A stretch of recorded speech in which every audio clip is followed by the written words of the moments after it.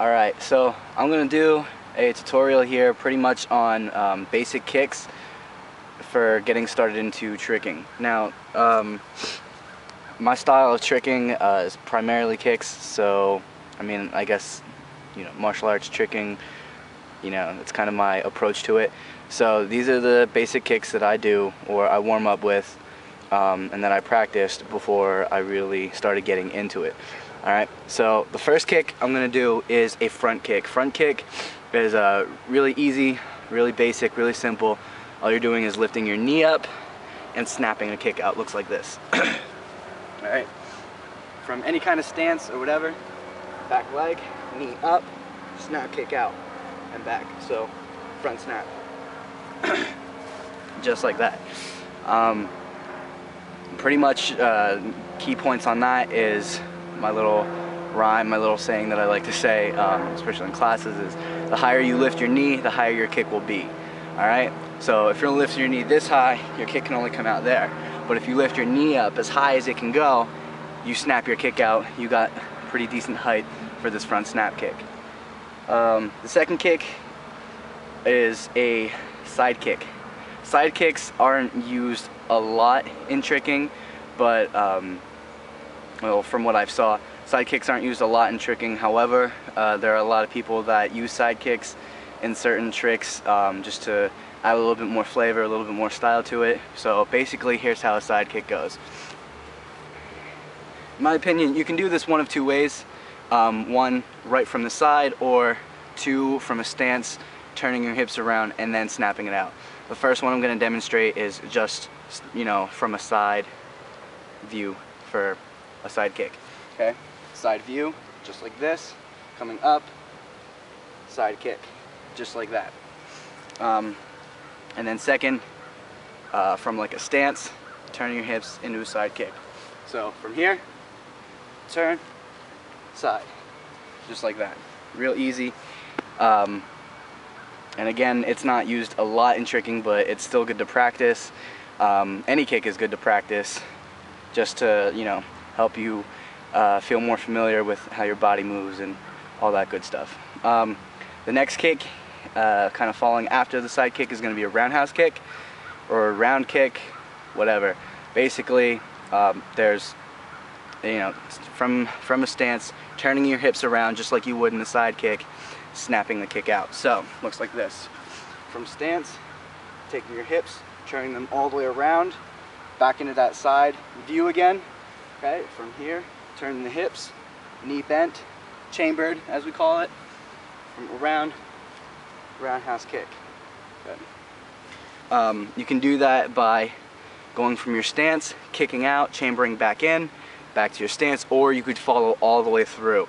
Either or is really good to practice. So again, from stance, chambering, chambering back, stance, chamber, kick, chamber, back to stance. Following all the way through, hips turning all the way around, leg following through, just like this.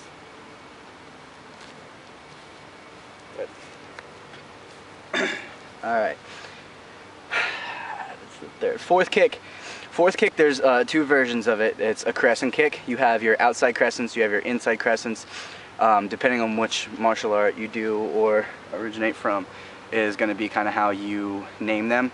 The place I go to, they call them in-out crescents and out-in crescents for obvious reasons. So I'm going to demonstrate the in-out first and the out-in second.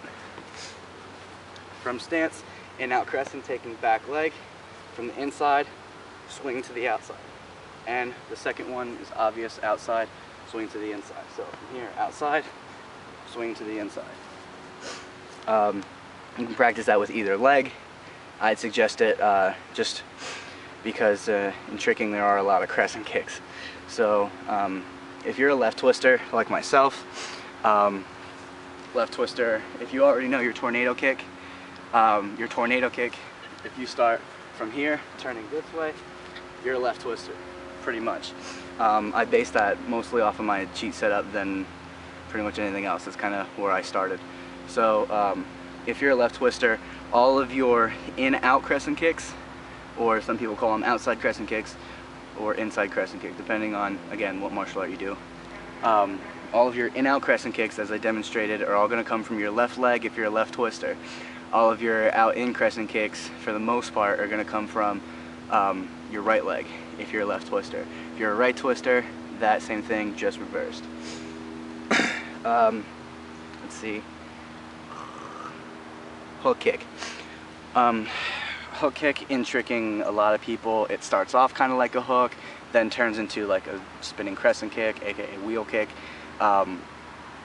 Either way, here's how it goes. From a stance, now you could do this from like a real fighting stance, or just like a lot of trickers starting off just like this, with your hips squared. Either way, it doesn't matter. What you're doing here, I like to start from a stance. What you're doing here is you're stepping over, turning, spotting your target again, knee up, but instead of leaving it chambered like this at first, you're leaving it here and hooking in.